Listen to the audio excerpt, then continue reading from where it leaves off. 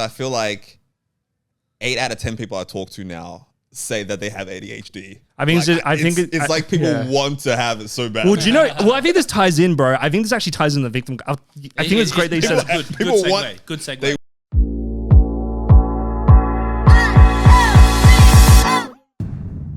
Wait, we're going about the magic again. What are you saying? I honestly don't think Kevin knows what certified lover boy is, like what it's referencing. Yes, I actually don't know. That's what, like, he doesn't know the culture, bro. Like, yes, his life is self-development. His life is self-development and whatever the new Eminem song is. It's like, oh, have you listened to Houdini? It's saying stuff no one said before. 2 years ago, Kendrick Lamar says pretty much the same thing in N95. Anyway, tell me. Yeah, so in 2021, the year of the year of the rat. Yeah, the year of the rat. Let's go with that. Oh, that rhymes. Drake released the highly anticipated album Certified Lover Boy. And I saw that name and I thought to myself, I'm a Kanye fan, but I'm also a fan of good wordplay. I think Kanye will forgive me. Because I had a bit of a feud at that time. There was a whole thing with Kanye. That is a bit of cheating.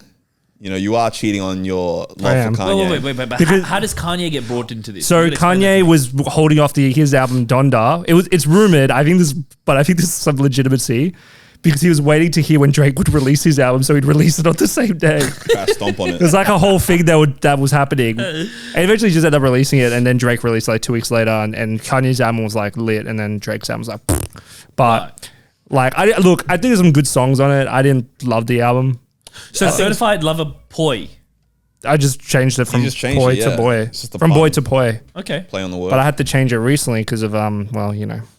I think No Friends in the Industry was on Certified Lover Boy, wasn't it? No Friends in the Industry. I think that was before because that's in the trailer for Creed 2, which was 2018. I swear that's in Certified Lover Boy though. I think maybe. See, if we had a Jamie. If we had a Jamie, pull it up. Get to the bottom of it. That's what we're missing. Bro, you know what? Speaking of pulling up, hey guys, how you going? This is Bridges of Belief. We're glad that you're here. What's happening, guys? I'm joined by the Kanye West lookalike Kevin Porridge himself and the Denzel Washington lookalike Josh Badu. Is that racist? The Denzel lookalike? Yeah. Nah, it's too much of a compliment. Too much of a compliment? To be taking. I want to get cancelled for that? Nah, someone will cancel you. Someone will always be mad at you. Someone will. Like, you just accept the fact that you're going to anger someone. Who would you like to anger if you could anger anyone? The devil. That's it, man. What's up? Oh, you're a much better Christian than I. It was a bit cheesy, I guess. No. Say that, but yeah. That's the word I was looking for. It was a bit cheesy. What about you, Kevin? What about me? Who would you like to make? What demographic? What community do you want to isolate?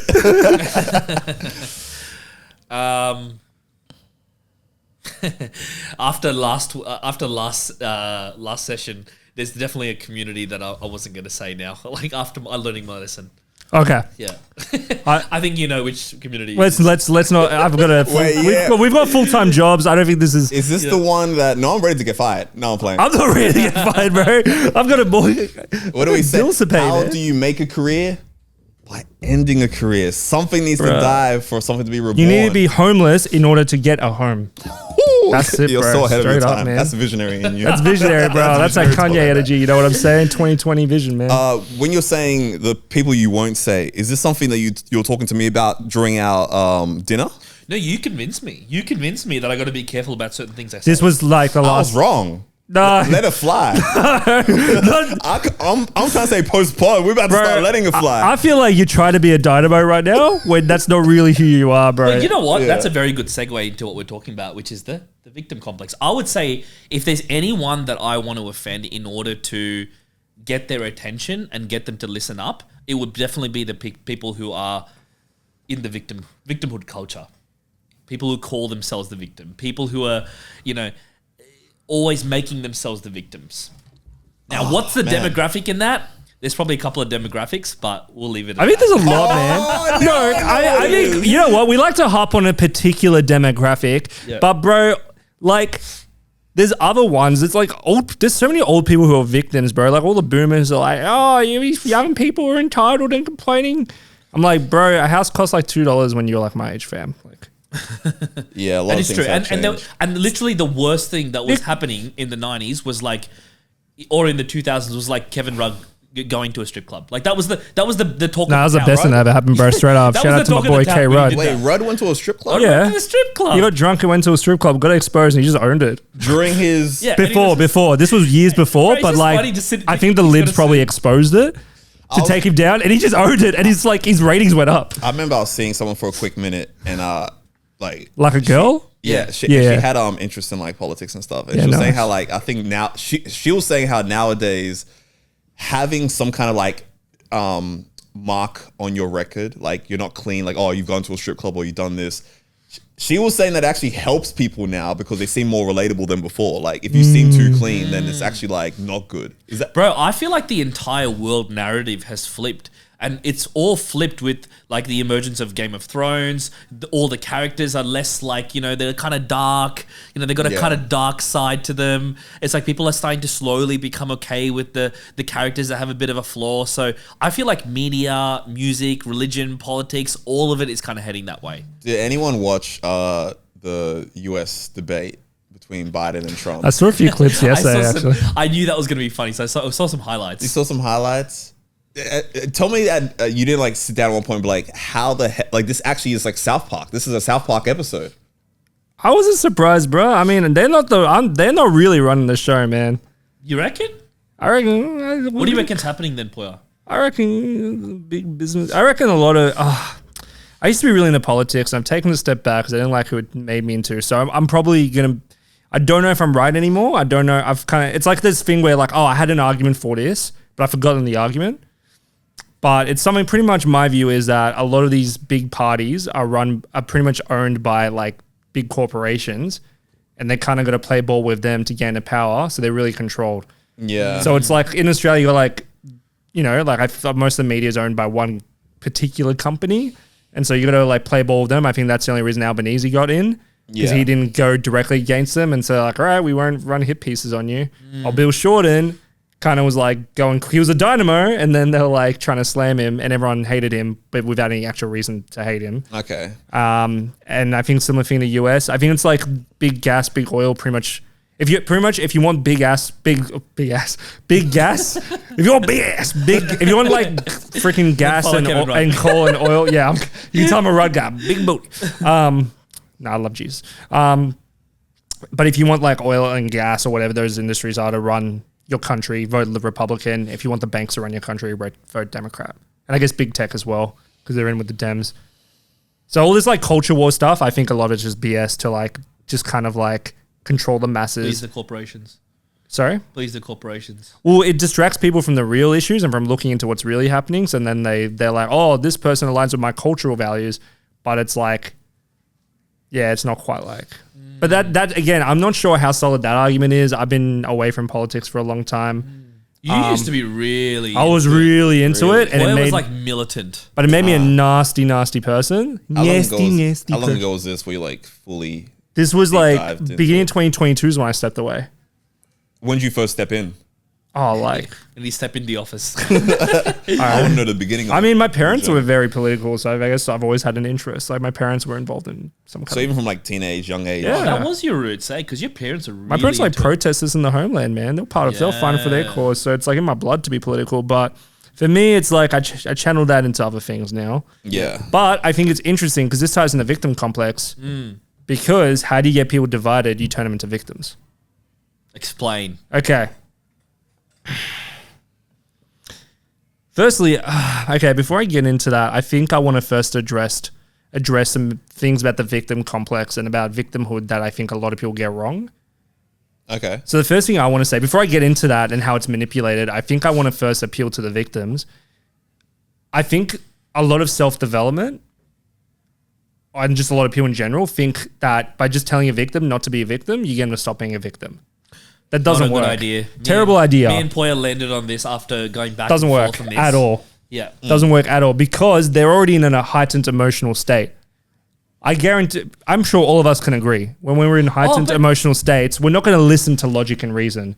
If I'm really mad about something, I'm not going to, and I'm like angry and I'm venting, like, and you try to bring rationality into it, I'm going to go off at you. I'm not going to listen. Even if I know you're right, because I'm in an emotional state. And the only way to get out of that is to validate the person's emotion, to which they can then release it and then be open to receiving some logic.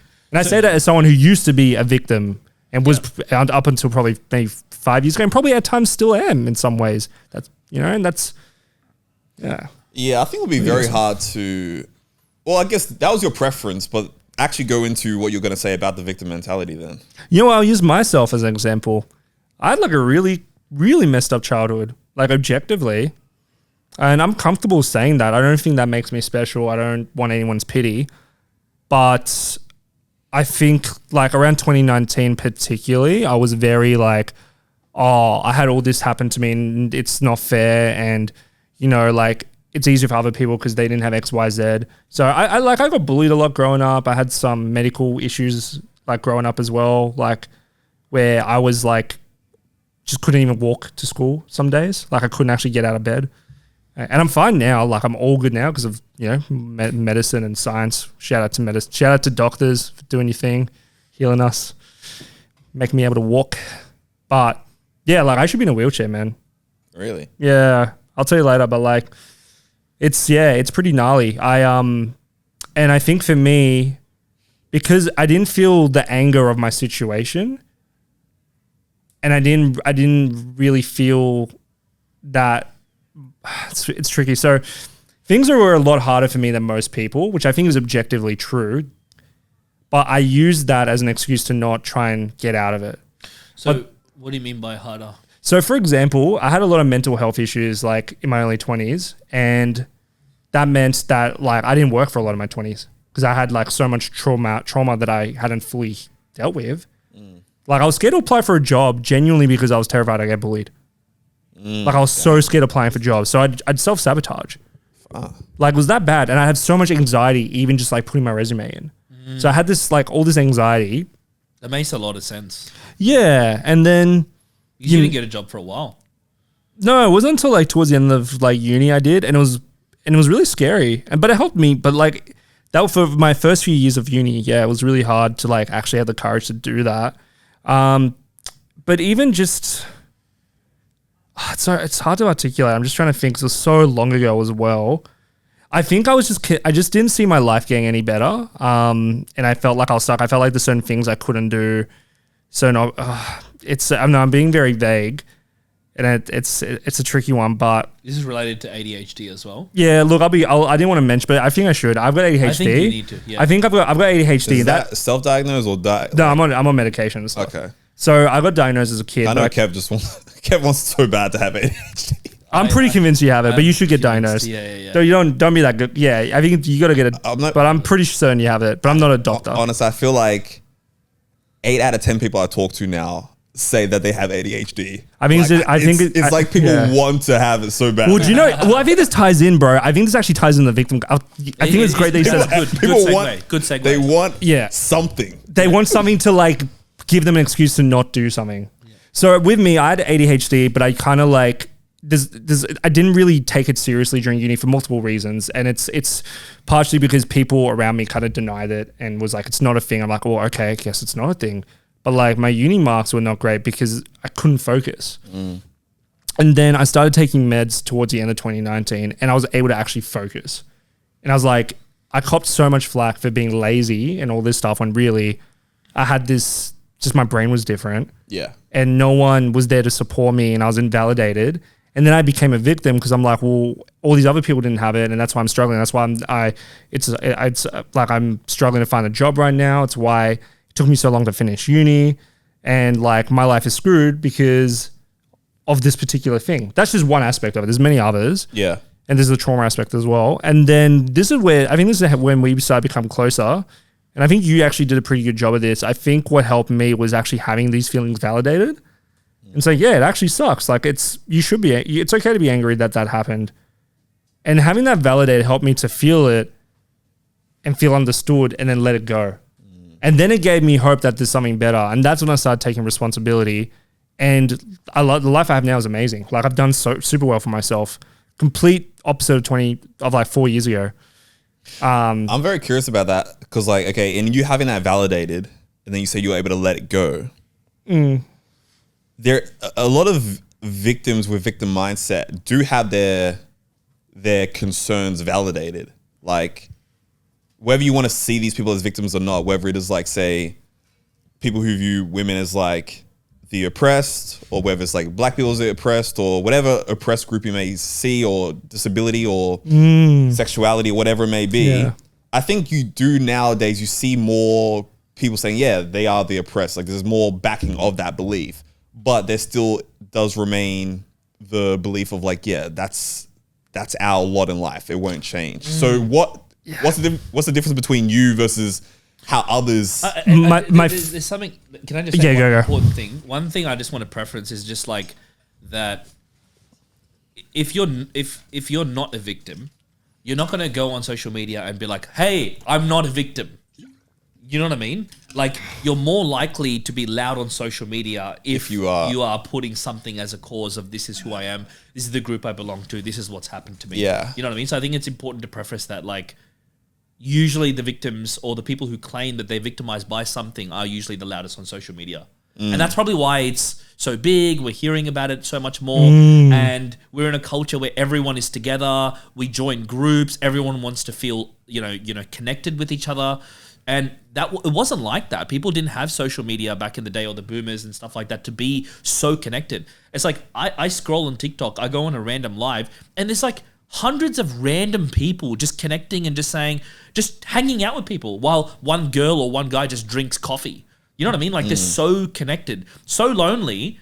Now, am I arguing that that's the best way to connect? No, probably not. But the point I'm saying is there's a lot of connection, and there's a lot of, because of that, there's so much more opinions that you hear about I'm a victim and this happened to me and all that kind of stuff. So it's louder. You do make a good point. Like maybe people who are loud, who still view themselves as victim, they're probably the loudest. Therefore, it's like zoomed in on them. So we feel like that's what is happening the most common. But that's a good point. They still, I guess you would still say that they are different from Poya's story. Yeah. So I'm curious as what would be the difference between you versus that other person then? My feelings my feelings were validated, but they weren't rewarded. So I think a lot of victimhood isn't actually validated; it's rewarded, and that's why it continues, because it's like, explain that more. Okay, you're a victim. Here's I don't know, some money to make the role. Here's the role. Here's the movie role. Here's a sponsorship deal. Your life's so hard, but it's. And I'm not against like diversity quotas, actually, to be honest. I think it's a bit more nuanced. I'm not exactly like, I think there's more, I don't think it's as simple as it's not a black or white thing. But but I think for me, it wasn't rewarded. I wasn't made to feel like I was important or special for having hardship. That's a very interesting I was made point, to feel, what I was made to feel was, hey, it's okay to be angry because you didn't deserve that and that wasn't right, but it doesn't make you a better person. And it doesn't excuse you not taking responsibility. And if anything, if you seize it, you can make something out of it that's even better than people who didn't have it. And that was the key. It was like, it was validated. Like, it's like, because I think especially if you're looking from the Christian framework, there is injustice in the world. There is sin. Yeah. And as Christians, we should be empathetic, but we should acknowledge that evil exists and we should stand up against it. Yeah. There is injustice. Like, dude, like marginalization happens. Yeah. I experienced so much racism growing up. I have gay friends who still face like harassment, like to this day, 100%, which is like disgusting. Like it makes me so angry, and it's real. But I think there's that, and I think we know deep down that this is wrong. And I think what we want, really, what is most helpful is to just acknowledge it. So it's like, oh, this isn't right. But then to say, hey, like just because this is a thing doesn't give you the right to be a lazy or a bad person or to be abusive.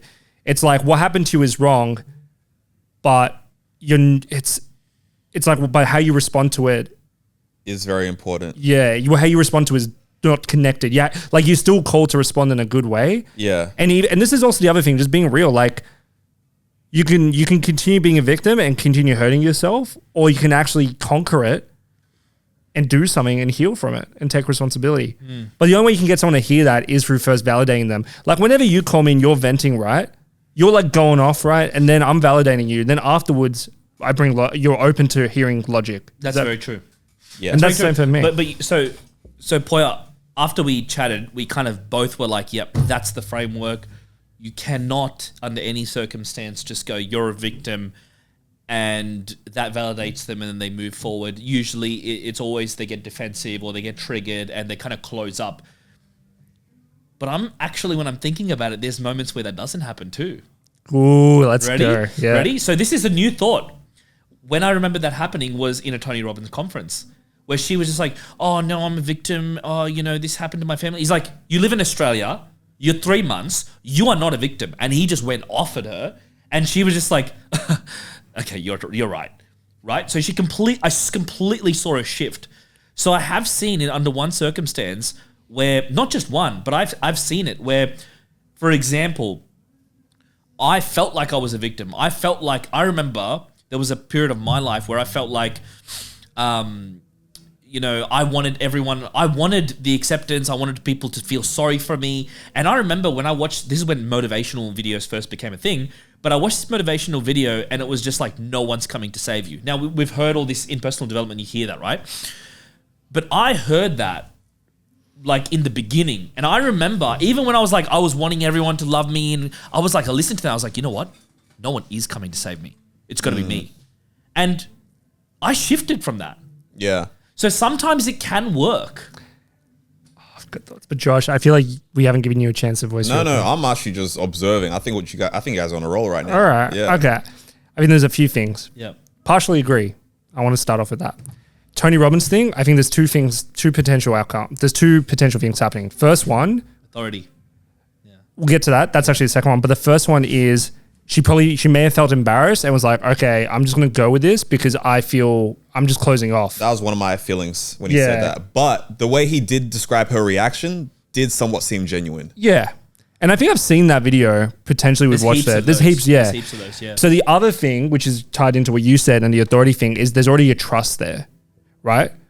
Like, if you're going to a Tony Robbins conference, you probably trust him, and you're probably like, okay, this guy's know what's up. Coming from love. That's Yeah, exactly, right? That's a good point. But You've if you seen him don't cry on know, camera, you know he's a good guy. yeah. But if it's someone you don't know, like even in like I guess a parasocial way, where it's like you don't know what they're about as an influencer, or if it's just like a friend you're not really close with, who you don't trust, it's going to be taken differently. Yeah. Like if you said that to me, I'd have a very different response than if like another mate that someone I didn't really know said that, because I trust you. Likewise, if I just went ham on you, you could take it. I did that recently, I think. I went ham on you and you took it really well, but I couldn't do that to another friend. Yeah, that's a good point. And it takes time to gain that level of trust. Like that actually requires... Sometimes. I think some people are just more open to trusting, and it depends on the relationship, the experience and stuff like that, but...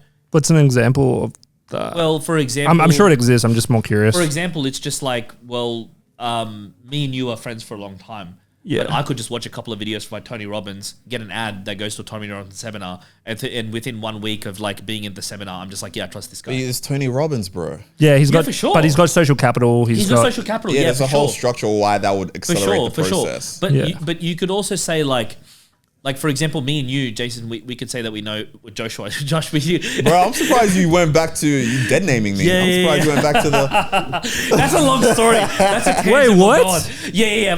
How do you even know the past? Wait, what's your name? Is your name not Josh? You expose me on my first episode. Is it like some sick African name? Like, No, my name is Joshua, but I did change it legally back in 2020s. My man. But initially, it was Jason. In fact, a lot of people who will see me, like family friends from back in the 'Cause he had day, a very different they past. can't help it. They have to like call me Jason, but it's Josh now. You went to prison and everything, so you had to. Went to prison. What? is that because he's black? Bro, that's Fucking racist, right. man. Yes, of course. But on your thing though, I feel like obviously you are right, but I feel like the thing of people being open to... I think like what I guess I'm saying is time is not a factor. Sometimes you can trust someone easily, and sometimes you cannot. If I was to lay out a principle, Yeah. I think usually time to build trust would usually be the norm, and being able to do it without time would be like the exception, because I think most people would want to feel like they know someone cares about them first and can trust that person first before they take it. I think there's advice too from many them. variables, and I'll tell you why. Because, for example, like I watched one video by this Jason Wilson guy, and I was just like, I started breaking down crying because I felt so much authentic self energy. And when me and Poya say authentic self energy, pretty much self energy essentially means that you can see they care. They really care from their heart.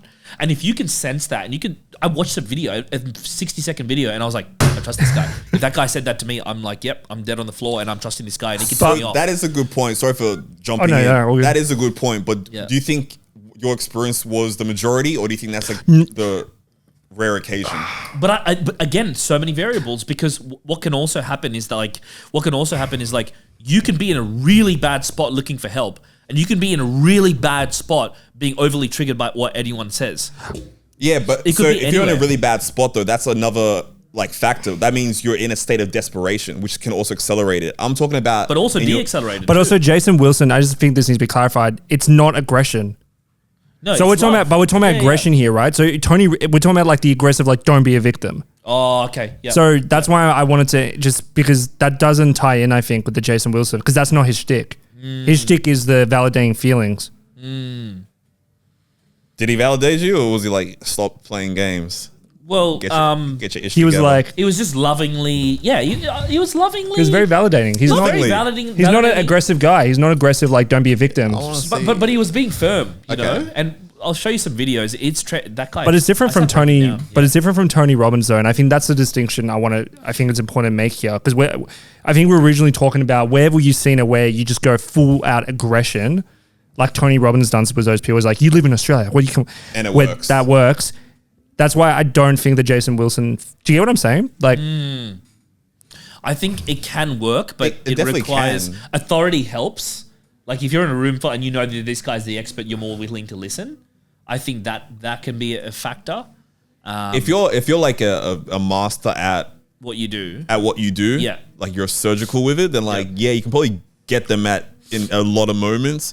But like the average person in like the current state of consciousness, like community consciousness, I feel like most of the time they need trust, they need patience, you need to be I like agree. kind of No, I agree. validate them I and then agree. kind of lead them into it. But if Yeah. you're very good with it, and maybe in the future, who knows, maybe humans change, like you can just get straight to the point.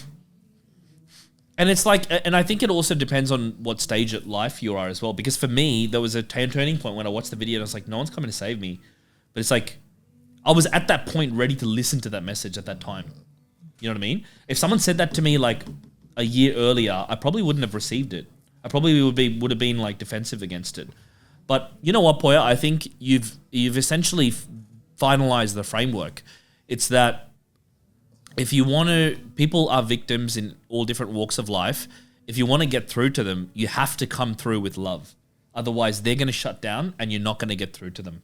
Now, we can deduce that under extreme circumstances, sometimes they don't need to come from a place of love. Desperation. But it doesn't, honestly, that point's not even valid. It doesn't matter. It doesn't matter. What matters is if someone's sitting there going, you know, oh, I'm a mum and I'm trying to get through to my, like, you know, son who's coming out of rehab, or I'm trying to get through to my brother or my sister or my friend who's going through something, then it's most optimal to come from love. Yeah. Yeah. I think we can definitely agree on that. Yeah. That will have the. I think for the most part, that usually is more effective. I feel. Yeah. Yeah. Yeah. yeah, I'm just now thinking, can you be aggressive and then say, I love you? Yeah. And that's where it's like you have a mixture of both. But I feel like I guess we already touched on that. Oh, I like, okay. do So we? recently, Yeah. and I'll reveal this as well. In therapy, one of the things that I was dealing with is because I have, in my childhood, I felt, you know, I felt like I got bullied heaps, and I was probably one of the ones that wasn't very friendly and bullied other people, so I got it twice as much. But because I got so bullied and I felt like I was really left out, I developed this really angry part of me that's like, you know what? You guys are going to leave me out. It started off with, I'm going to bash you. And I remember I used to just hit kids and bash kids. And I didn't know why I did that. But now when I look back, I realize I was bashing kids because I felt like as soon as I felt that rejection, I wanted to hit them. It evolved in high school to, instead of being aggressive, it evolved into being extremely good with social skills and learning how to get people to like me and appreciate me, right? So it graduates. But I guess what I'm saying is this, like, that I realized as I was doing therapy that I had a part of me that was like, when we were working on that, I was just like, but am I going to lose this angry part of me? Because it's such an important part of me. And it's a part of me that I feel like protects me in certain situations. When people, say something or are rude to me, it's a part of me that comes up to protect me. And after we were doing the therapy, we came to the conclusion that it doesn't need to go away. It can stay there because I like that part of me, but I can use it in different ways. So for example, the best situation is, like, you look at Tony Robbins, where he's talking to this girl and he's just like, he's aggressively like, I'm going to, like, like no matter what you've gone through, you can feel the aggression in him, but it's coming from love. It's not coming from fear. It's not coming from hurt. It's not coming from, I need to hurt you. It's coming from like, I need to save you because you're going through something and I will destroy anything to get through to you. It needs to come from love. That's it. And for me, that angry part of me was like, you know what? Like, great, I can stay. And now I feel like there's healthy ways to use it. Like, I can play table tennis, and if I want to just bring that part out of me that's like, okay, I'm going to dominate this guy, I'll let the angry part out a little bit. Or if there's a situation where it's just like Jesus, he was angry at injustice. He was angry at like things that weren't right. So it's like, as long as the anger comes from love, A righteous anger. then I think it can be used in a powerful way. And I think that it also goes into the whole topic of masculinity as well. But anyway, we'll leave it there. Do we want to know? Do we want to go into that? You can, for sure.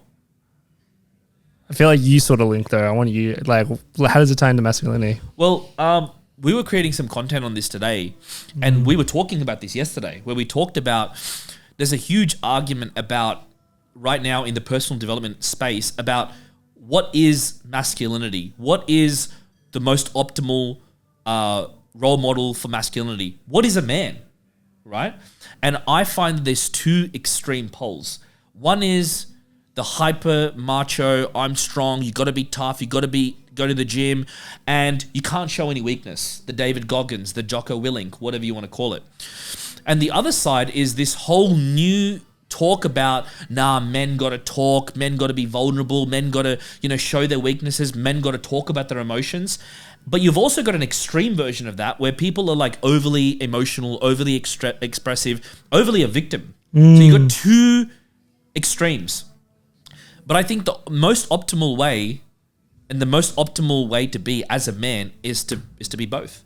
Is where you can have that righteous anger, that righteous intention to protect people, and that aggression or that ability to be able to protect people, even if violence, does ensue, but also in a way where you're someone who can do that and you have the potential to do that, but you can also talk about your emotions. You can also be vulnerable about your emotions. You can also show weakness as long as it's in the right context. And I feel like that is what it means to really be a man. Yeah, biblically speaking, that is Christ, right? Like, this is exactly what we talked about yesterday as well. It was funny because, like, when you were saying that, I was thinking about a conversation I had with a friend just last Friday, actually.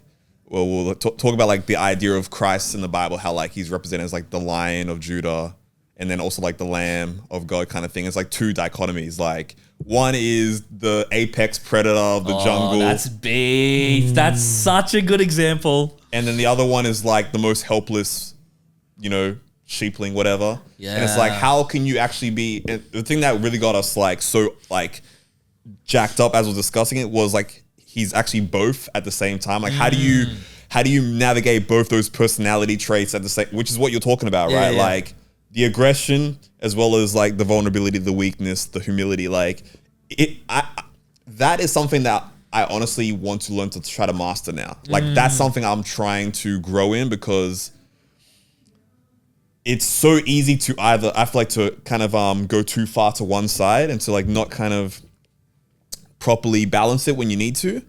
But I feel like those who are able to, I think are like so lethal. They're so lethal, I feel. One thing that this brings up is like, okay, so, you remember in The Passion of the Christ, the scene where he's in front of Pontius Pilate, and Pilate's asking him these questions: "Are you this? Are you that?" And people are spitting on him and stuff. He knows he could end the world like this. He knows he could end the world like this, but he still says something along the lines of, Father, forgive them for they know what they do. It doesn't make sense. Tell me if that is not the most boss thing ever to say when you can end them for absolutely stamping on you. That is the most boss thing ever. It's like Thanos having the gauntlet and saying, I'm not going to click it. I'm not going to click it because I love you. Because I love you. Not just because I'm not going to click it because I want to act cool. Yeah. I'm not clicking it because I love you that much. It's kind of it's kind of incomprehensible. How do you have that kind of control? Yeah. You know what I mean? Josh, I have to say something. When growing up in church, one of the things that I noticed in my church, one of the dynamics was, it was all about, not all about, but sometimes it'll be about, who gets the credit? Who does this? We have to give them a clap. It's all about who takes the credit. Did we give them honor? Did we give him glory? Did we recognize him? It's all about that. And I remember there was this project that my brother did, and he put so much effort and time and energy into this project, and he got none of the credit. And someone got all of the credit. Someone got all of the credit, and this person, by the way, I'm not going to name them, but my brother did all the work, and this person was supposed to record the whole thing, but he didn't. And he was just like, oh, sorry, I forgot. And my brother was just stay silent, didn't say anything. And I remember asking him, I said, aren't you enraged? Aren't you pissed off? Aren't you so angry about this that you should say something, you should do something? And he goes, when everyone is clapping that one person, and in your head, this entire building will fall down if not for the work that you did. Yeah.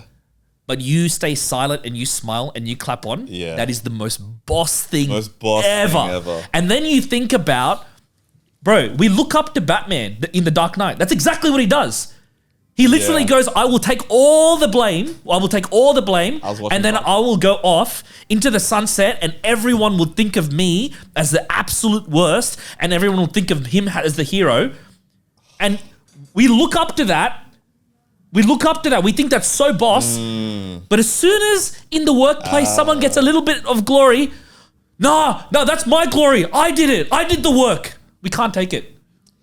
That's a great point. You know what I mean? Yeah. So I think it's the biggest encouragement, because the ultimate person who did that, Jesus Christ. That's a reel right there, bro. That's a reel right That's there. a reel right there, baby. That gets us. That was beautiful. That was beautiful. Yeah. Oh my. Credit to my brother for that one. Because I was watching The Dark Knight legit just yesterday Dude, as well. that's my favorite movie, man. Is that your favorite movie? I think it's my favorite movie, yeah. I love it, bro. Yeah. Wow. Hey, can I say something? My respect already went up for you so I want to much more because see of that. Christopher Nolan, and we're going to go back to that, but I want to see Christopher Nolan do a biblical movie. No, don't. I can't. No. No, you know what? Just like the Snyder Cut, just like Justice League, we need a petition to have him do it, bro. He would do such a phenomenal job. But he do some weird time stuff though, bro. He'll kill it, bro. No, he'll do something. He will It'll kill make it. him mad. Well, what story would you want to see him do? Any story. I have one that I want to see him do. I have a theory. My theory is, if he was to do it, it would look somewhat like Dune. Huh. Don't you reckon? I think that's what it would look like. In what way, though? The visuals. Oh, the visual. Nah. You don't think so? Denis Villeneuve, he has a very... Oh, sorry, I'm not in a French accent. Bro. He has a very particular... It's similar, but Denis very like... I get what you're saying, though. I do get what you're saying. Yeah. But I don't want to... The only reason why I don't even want to entertain what you just said is because it's too much excitement for me to be led down with that. I can't. I can't. No. I can't get excited for something like that. Honestly, the way I see it, it's going to happen one day. Don't say Oh, that. which story, though? To me, Nolan's the kind of person who his mind is he'll go where most people don't go. I think he would say, oh, that would actually be a dope thing to direct. Exodus. I want him to do Exodus. Exodus has been done quite a bit. I kind of want to see him go a different direction. I have one. Imagine him doing Revelations. Yeah. One that we have no reference for. Bro, let him go. Just let him crack at it. Bro, have you seen the biblical AI stuff on Nolan. Go. I don't want to do King David because I want to do King David. I have a whole idea for how you do King David. Yeah, you've got to. I've got a whole pitch for it. Can I say something that will like you can both do King David. The Batman, the Dark Knight, the everything. Like there's multiple. Nah, but if he does it really well, you just can't like. Bro, touch it. I thought no one could ever do the Dark Knight as good as how Nolan did it, bro. I love the Batman. Dude, the Batman's much. sick. The Dude, Batman's so amazing. I would love to. Hey, boy, I need to ask you a question. Yeah? This is just random. Go. But let's just say I give you unlimited money, Yeah. and I said, like I said, do Batman better than Nolan. Do you think you could do it? Yeah, 100%. I've got a pitch already ready for you. Do you reckon I've got literally a movie. Do you reckon you can do I will pitch you my Batman movie right now because I've Do already it. planned it in my head. Do it right now. Okay, so we'd have to establish context first. It would be a sequel. But you Okay. need the first movie would be Batman. He's in his late 30s. It's like he's already in quite far in his career and he's already had his first Robin. That's Nightwing. Dick Grayson. Dick Grayson's left, started doing Nightwing. And the first movie would be like kind of him taking in Jason Todd, this kid who's like on the streets, who's like really rough and has all this anger and is like violent, and takes him under his wing to be Robin. And then you have Jim Gordon, Commissioner Gordon's daughter, kind of like dressing up as Batgirl. And then Batman's like, what the heck, who are you? And then it's kind of similar. It's kind of like a more serious version of the Lego Batman movie where he learns, I can work in a team. So that's the first movie. And you kind of make it like this kind of like really cool, super like vigilante film that kind of is a bit fun, but also has this dark edge. And it's more about like the mobster side of things. Maybe you introduce the League of Assassins or whatever as the villains as well. I have a question. But the second one is where we get cooking. But we didn't establish content yet. Okay, so you said in the first one, Yeah. there'd be a little bit of humor and stuff. But here's the thing though. I also think that the reason why Nolan's was the greatest was because there was like not much humor. No, they were hilarious. What are you talking about? There was You know heaps what I of mean? You humor. know what I Wasn't mean? that funny. It wasn't that. Like- There was like- heaps of humor. No. There was Alfred things that I found I funny. disagree. There was things Name I the found. funniest part. In Dark Knight Rises, when Batman's like talking to Catwoman, Dean turns around and she vanishes. Like That's like the only one. no. There's I'm heaps, not bro. trying to be a hater, But there is a reason I put. that's what that feels like. But there's a reason. There's a reason why I put humor because the second one. Let me finish the pitch. All of this again. I'm establishing context. There's a reason. Okay. Fair enough. Go. So you get to the second one, and what I would call the second one is One Bad Day. And it's based on a comic called The Killing Joke. So you're like, all right, cool. The second movie is going to be building on the first. It's going to be this fun like ensemble piece. Oh no. The movie, the Joker's the villain. Opens with the Joker finding Barbara Gordon. Doesn't know she's Batgirl. Kidnapping her, shooting her, paralyzing her, kidnapping her. Why would he kidnap her? If he It's from a doesn't know? comic. Oh, okay, right. Because no, let me finish the pitch, bro. Is Joker the one who paralyzed? Barbara Gordon from Killing. It's based Killing. This is actually an adaptation Joker of Killing. really be the worst of the worst, Bro, this comic is dark. Like mine's a PG-13 version, but it's like an adaptation of that, but with my own twist. So he kidnaps her and kidnaps Jim Gordon and puts him in this like abandoned carnival ground. So it's all set over one night. Color palette, very like, just gross. Like kind of like Good Time, but more grimy. Ooh. But more white and red than like blue and like it's dark, but there's like a lot of whites and reds. Always like Is there's it inspirational? no, it's dark. I can't do it. So the first one, no, Kevin, the first one's inspirational. This one is not. So the Joker kidnaps him and starts torturing them because his whole thing is like, it's like, I want to break Jim Gordon, but he also wants to break Batman because he knows Batman will come after them. So Batman and Robin go after them, but Jason Todd is secretly in a relationship with Barbara Gordon. So there's more stakes. And then tension starts to build with Batman and Robin as they're infiltrating this like abandoned carnival ground. And Batman's like overprotectiveness is coming out and it's pushing Robin away. So it's like this exploration of like a father and a son. And even Nightwing is there and he's still not good with Batman because they had a similar tiff. That's why he went off and did his own thing. So they explore it. They're going for this carnival ground. There's always different villains and they have to fight these different people. But it's like their relationship starts to break down and things get worse. Eventually, Jason's like, screw this. I'm going to go find Joker and I'm saving them. And I want to establish the way I do Joker, very different. I want to make him this like hypersexual character, like really messed up. Kind of like what Jay tried to do with Jared Leto, but like he's like very charming, charismatic and funny, but he's like a bit like predatory, but like he lures you in. He's like a cult leader. And I wanted to have this like almost like cult leader lane. I like yeah, and he has like this bisexual vibe. Like he has control over Harley Quinn, but he also is like kind of like very flirty with Batman and very like a bit like kind of like the villain in Skyfall, very like sexually playful. Because I don't want this guy to be likable. I That want would him to be be very demented. twisted. That's This what is I a mean. very unique twist to the Yeah, and the he story. wears like something like a big fur coat. He's probably shirtless, similar to what they try to do with Jared Leto. But my backstory for Joker, which I'll never say in the movie, is that he was a failed actor. So he's always putting on funny voices and pulling props out. But he's like, sometimes he'll just snap and beat a person to death. He would just be like absolutely crazy. I'm like, I've got blood on my coat. Oh, that's ghastly. Like, that's his Ghastly. vibe, right? He's British He's as well. unsettling. And I don't want him to be likable. I hate that the Joker's likable. Anyway, you realize the whole reason the Joker's doing this is because his thing is it just takes, all it takes is one bad day for someone to become like me. So he's trying to turn them into him. So then Robin finds him and Joker's waiting for him. He's got like this crowbar and he starts playing Don't Stop Me Now by Queen and he's like singing to it while beating the crap out of Robin and Robin can't keep up. Joker's like combat ready and he just starts beating like Robin. This is really dark. And then Robin's pretty much dying and Batman finds him and This is why I cradles said him. he's a serial killer. He's like the. But this is based on a comic as well. I'm putting two comic See, lines. this kind of feels like Last of Us Part 2 to me in a way. Like, Yeah. You've seen part yeah. 2. No, like, don't spoil it for Kevin. He hasn't played it yet. That's on him. But no. But like, it's That's on you. Wait, It's been out for I'm too not long. done yet. I'm not done yet. I'm almost done. But like, the idea is like, yeah, it's based two comic book storylines, and there is a sequel that would make it happy. But anyway, he finds Robin. Robin's dead, and Batman realizes like he doesn't know how to deal with his pain, and he brings these kids into it, and they get hurt. He brought Barbara in. She's paralyzed. He brought Jason in. Jason's dead, and so he sees Joker and just starts pummeling him, punching him. Joker's teeth is knocked out. He's laughing his head off. And then Jim Gordon realizes his daughter's Batgirl and he's like screaming at Batman. He's like, why'd you do this? And he's like, stop beating him. And Batman's just like lost. He's about to kill Joker. And then Jim Gordon shoots Batman in the head. Bullet bounces off. Batman's like, what? And then Jim Gordon's like, if I ever see you again, I'm killing you. And then Batman kind of is shaken, moves away, picks up Jason, puts him in the Batmobile, his body, starts driving back to the Batcave. Joker's apprehended. Joker's pretty much like almost won. And then Runaway by Kanye just starts playing her as Batman drives home and all the credits come down. And then the final shot of the movie, he gets to the Batcave, the song finishes, and he rips off his mask and throws at the screen. Boom, end movie. That's pretty beast, eh? That's pretty beast. Yeah. All right, we're gonna have to. Edit. We gotta roll this. We gotta roll. So that's a nice little.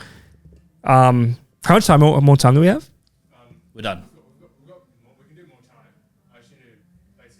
Let's end. Yeah, it. Let's end it. All right, let's wrap it up. Let's wrap it up on a nice note, though. So, do you want to kind of wrap up this framework we God, have? everyone with that. That is dark, but that was a good story. That was a good plot. Yeah, and there is a That's it. sequel where like it all comes together, and How do you make that happy again, bro? You- But you know what- Jason Todd comes back to life in the comics yeah. as a murderous vigilante. Then Batman redeems him. yeah. So there is a redemption. There's a redemption. Yeah. I planned it all out in my head, bro. That's You know what? Okay, anyway, we'll okay, you know what I'll say? You know what I was thinking when I was watching him explain it? I was just getting G'd up because I saw him and you were in your element. He was in his element because it's one of his highest he values, warmed up, started directing. cooking. I Bro, felt he it. was on point, but you don't see that level of detail in something, and he's Unless thought you it really very, cared very about it, well yeah. out, unless it's one of your highest values, right? So then I was thinking, you know what, Poya, you know what you should do? And this is one of those ideas I'm telling you got to do. And Yeah. it's so easy to access. This is what you got to do.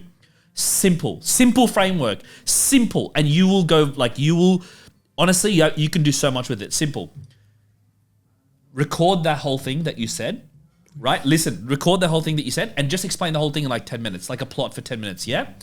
And then just literally get AI to do like do the visuals for it and then post it on YouTube. Done. And all you do is you just do the rewrites of different movies in the way that you would see it and put AI on it, put music on it, and that's it. Make that your thing and you will go viral. Guaranteed. Guaranteed. And someone will pick it up and then go, I want to work with you. Guaranteed. I know for a fact because I've seen it. I've seen he was in his high values. I've seen what type of inspiration and detail will come out of that. I Yeah. know for a fact if he does this idea, he will kill it. Do you know what's so wild about that? Yeah. You've seen Futurama? no. Just say it though. Well, in Futurama, like it's like the I know the guy who premise. wrote Simpsons wrote it Yeah. based in the future, and like they have technology where one of the main characters named Fry, he can play an instrument that like creates whatever he's visualizing essentially, right? And like he's terrible at it, but when he gets good enough, like the image that the instrument plays becomes like very good. He becomes like world famous off of it. And it got me thinking, like, honestly, like AI, that, like what you explain, like that kind of model of filmmaking, like what if that becomes like the new model of filmmaking? I don't like it because it doesn't have soul. No. It's a start for It's you. good for Like, concept. It's good for like good for content. Yeah. it's good for like getting an idea of what it could look like, But man, it scares me, AI art. If you wrote the plot for like, let's like use a full script for like Yep. The Dark Knight, and had AI go do it, and AI did it a million times over between now and freaking, I don't know, 2040, whatever. You don't think that those 2040 AI movies will be better than what we're making now? I don't know, man. Never know. Because there's no soul. I'm an artist, so I'm always going to come from like, there has to be a bit of soul in it. But I hear what you're probably Okay. to an Guys, ex- Whenever I That's tell what people running- this, they cringe at the idea of like that next evolution. But like going from agricultural to industrial, people are like, nah, there's no, like, it happened. Industrial to services, nah, it happened. Like AI will take over. Like, Yeah. it's kind of inevitable. No, I get you. I get you. art is about expressing yourself. If it's good enough, We'll see. You could be right. Like you I can could be wrong. Yeah. I hope you're Which could wrong, be a lot but of you things. could be right. All right, guys. We got to wrap up. Let's wrap do this up. And yeah. I just want to quickly say, on the topic of one of the main topics that we're talking about of victimhood, what we like, I guess a framework that we discovered is, yes, there's a lot of victims in the world, and yes, they are the loudest, and they're probably the ones that we're going to be hearing the most. But I would just kind of wrap it up by saying that if we all know victims in our lives, and sometimes we want to get through to them, the only way to get through to them is to come from a place of love, is to come from a place of like authentically caring about them. Because if we don't, people shut down and they don't listen. And I think that's a very good takeaway for this entire podcast. And I know we talked about a million things, but let's definitely leave it with that. So thank you, Josh. Thank you, Poya. Love Shout you out guys to Bella all. Vista Hotel. Shout out to Bella Vista Hotel. We'll see you next time. Thank you. Love you guys. Bye-bye.